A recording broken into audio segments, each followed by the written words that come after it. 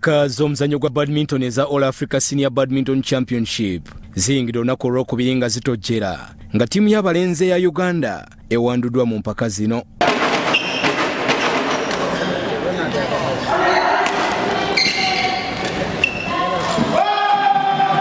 Yo ttiimu y'abakyala ya Uganda eyiseewo okugenda ku mutendera oguddako nga yakutunkana eggwanga erya Zimbabwe olunaku olw'enkya. Omutendesi wa ttiimu y'eggwanga William Kabindi ategeezezza nti newankubadde omukisa gwa ttiimu y'eggwanga ey'abaami gukendedde, wabula alina essuubi nti wakuwangulayo omudaali okuva ku ttiimu y'abakyala nga bw'annyonnyola.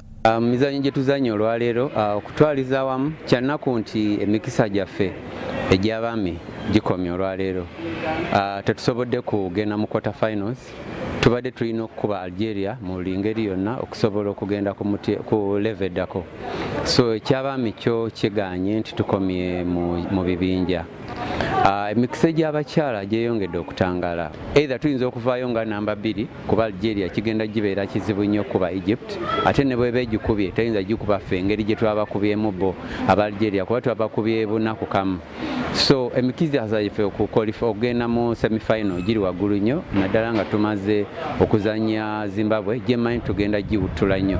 Ono ayongeddeko nti obuzibu kwe bwavudde omuzannyi Brian Kasirye nga yabadde empagi ku ttiimu eno teyatendekebwa wamu na ttiimu okubanga beteekera empaka zino ng'ono abadde eri mu kibuga Dubai mu United Arab Emirates. Kusaidi y'abalenzi doubles zino zibadde nakyamaanyi nnyo kubanga kati w'okitunulidde Kasirye abadde taliiwo, so ku traininga kwe ne Wanagalya kubadde kuzibu nti bazze olwokuba bazannyako naye tetubadde mu nkambi naye okumala ebbanga lye tumaze naye mu nkambi, so kibaddemu obuzibu. Kinajjukirwa nti omuwanguzi w'empaka zino wakukiikira Africa e Bangkok mu Thailand mu mpaka ez'ensi yonna.